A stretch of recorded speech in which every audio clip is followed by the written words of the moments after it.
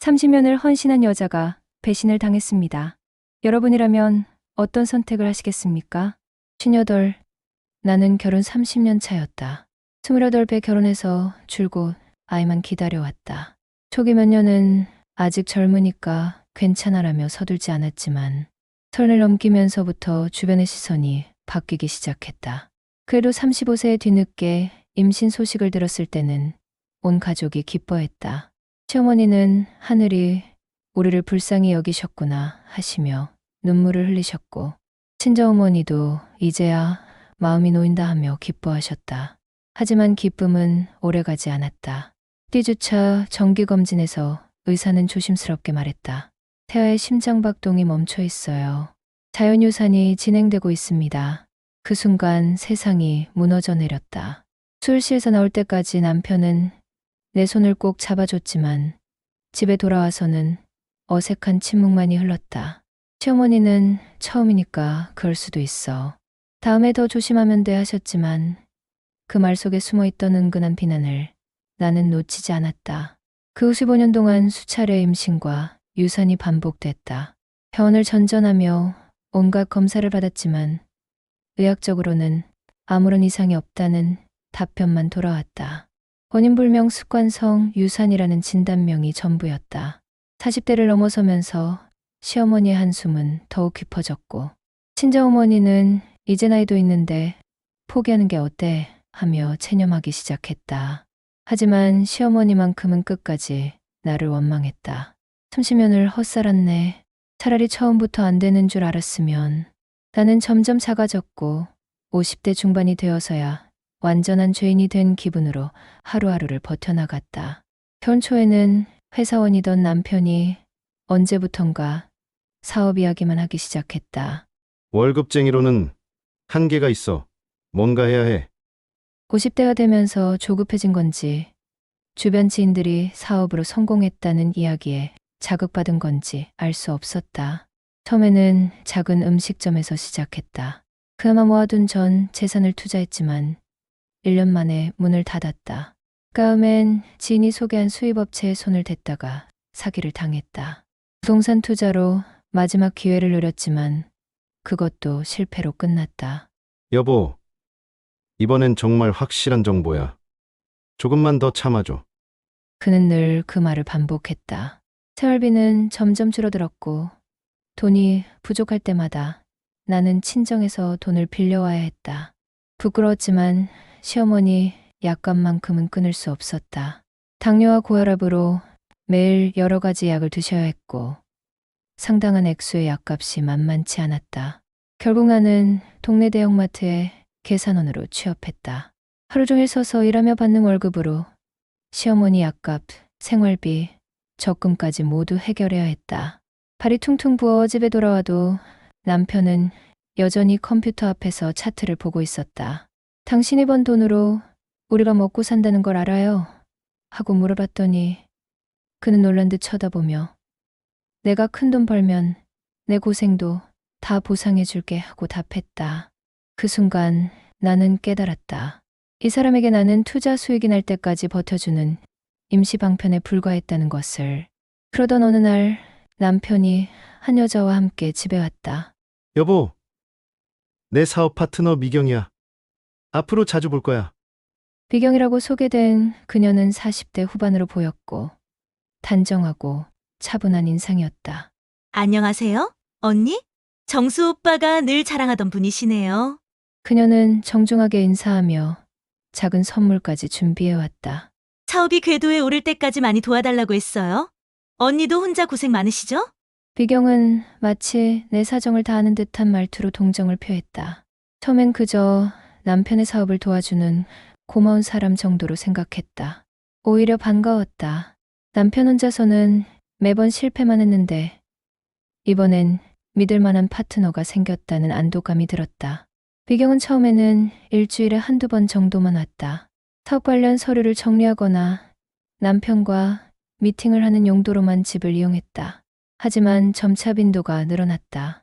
언니 힘드실 텐데 제가 도와드릴게요 하며 설거지를 해주기도 하고 시어머니께 인사도 깍듯이 드렸다. 시어머니는 요즘 보기 드문 바른 아가씨네 하시며 좋아하셨다. 나 역시 집안일을 도와주는 미경이 고마웠다. 마트 일로 지쳐 돌아온 내게는 작은 도움이라도 소중했다.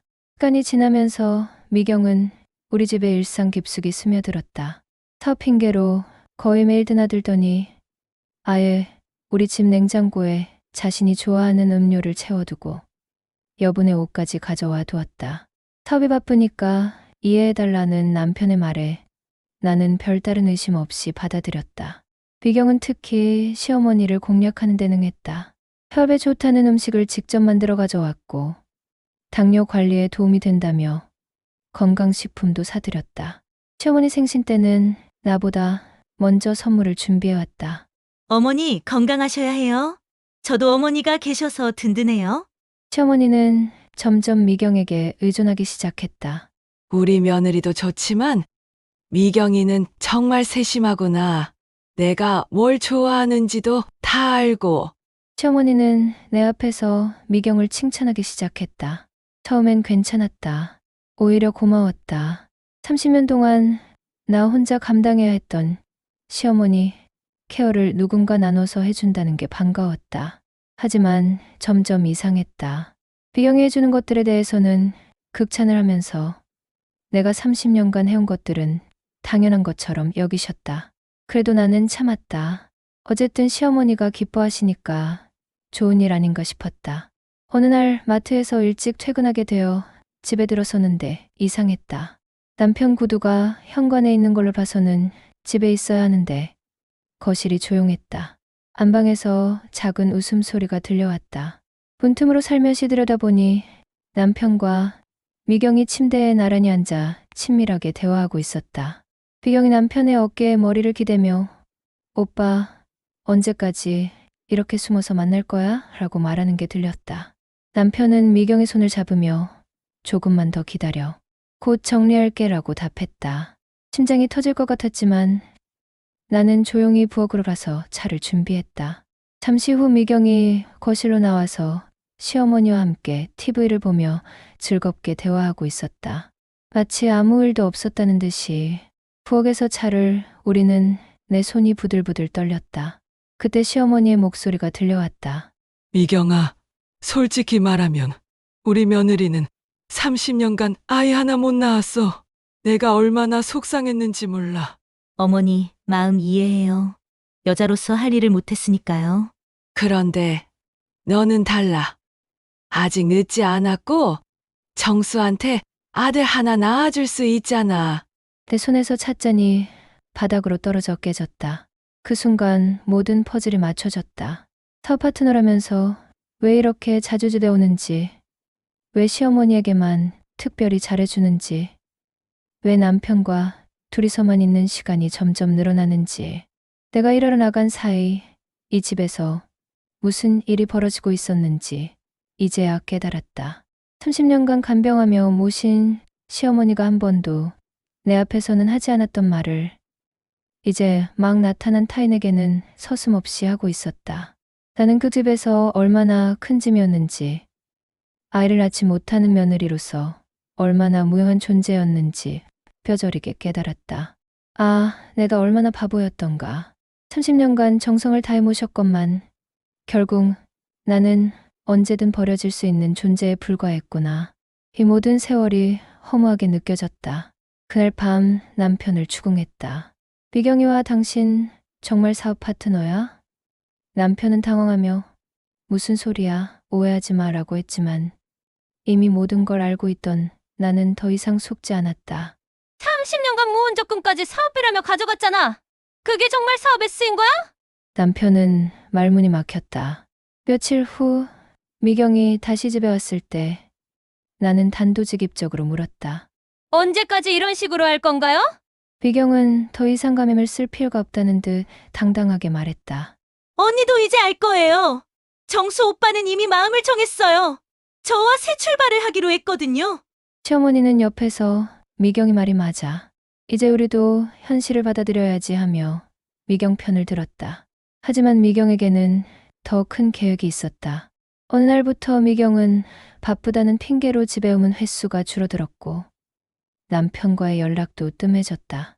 남편이 애타게 찾아도 요즘 큰 프로젝트가 있어서 정신없어요 라며 핑계만 댔다. 그러던 어느 날 미경은 아이의 모습을 감춰버렸다. 나중에 소문을 통해 알게 된 사실은 충격적이었다. 미경이 대형 건설회사 전무와 동거를 시작했다는 것이었다. 그동안 우리 집에서 가져간 돈까지 모두 챙겨서 남편은 충격으로 술에 빠져들었고 집은 경매 위기에 처했다. 시어머니는 그제야 정신을 차리며 내게 말했다. 내가 욕심에 눈이 멀어서 내 고생을 몰랐구나. 30년간 이 집안을 지켜온 건 너였는데. 하지만 이미 때는 늦었다. 그 순간 나는 깨달았다. 거울을 보니 58배, 내 얼굴은 이미 많이 늙어 보였다. 겨울 30년 이 집안을 위해 내가 무엇을 얻었는가. 더 이상 참을 수 없었다. 다음날 아침 나는 이혼 서류를 들고 남편과 시어머니 앞에 섰다. 이제 끝입니다. 남편은 여보, 미경님 떠났잖아. 우리 다시 시작하자며 애원했다. 시어머니도 그래도 우리가 가족인데 한순간의 실수로 30년을 버릴 거야? 라며 말렸다. 하지만 나는 고개를 저었다. 아니에요. 미경이 문제가 아니었어요. 30년간 저는 이 집에서 아이 못 낳는 쓸모없는 며느리였을 뿐입니다. 당신들 눈에는 제가 그저 짐이었잖아요. 그런 게 아니야. 남편이 변명하려 했지만 나는 단호하게 말했다. 이제 알겠어요. 저는 아이 없는 며느리가 아니라 내 인생을 스스로 다시 나올 수 있는 여자입니다. 30년 늦었지만 이제라도 제 인생을 살고 싶어요. 이혼 후 나는 작은 원룸을 얻어 혼자 살기 시작했다. 처음에는 막막했다. 30년간 누군가의 며느리, 누군가의 아내로만 살아왔는데 이제 나라는 사람이 누구인지도 모르겠었다. 하지만 동시에 자유로웠다. 아무도 나를 탓하지 않는 공간, 내 마음대로 할 수 있는 시간들이 소중했다. 시어머니를 30년간 간병하며 쌓은 경험을 살려 요양보호사 자격증 공부를 시작했다. 58의 나이에 새로운 도전이었지만 그동안의 경험이 큰 도움이 되었다. 자격증을 따고 시니어 돌봄센터에 취직했다. 돌봄센터에서 일하며 어르신들을 돌볼 때마다 보람을 느꼈다. 선생님 덕분에 편안해요. 선생님이 계셔서 든든해요. 하는 말을 들을 때마다 가슴이 뿌듯했다. 30년간 누군가의 그늘에 가려진 연을 아닌 내 이름으로 인정받는 전문가가 된 것이다. 거울을 보니 58배, 내 얼굴에는 이제 평온함이 깃들어 있었다. 줌은 깊어졌지만 눈빛만큼은 어느 때보다 맑았다. 아이를 낳지 못해 무용한 존재라고 여겨졌던 내가 이제는 누군가에게 꼭 필요한 사람이 되었다. 늦었다고 생각했던 58세. 하지만 이제야 진짜 내 인생이 시작된 것 같다. 이혼을 선언한 아내의 선택. 여러분은 옳다고 보시나요? 아니면 가정을 지켜야 했을까요? 여러분은 이 상황에 어떻게 느끼셨나요? 댓글로 공감과 의견을 나눠주세요.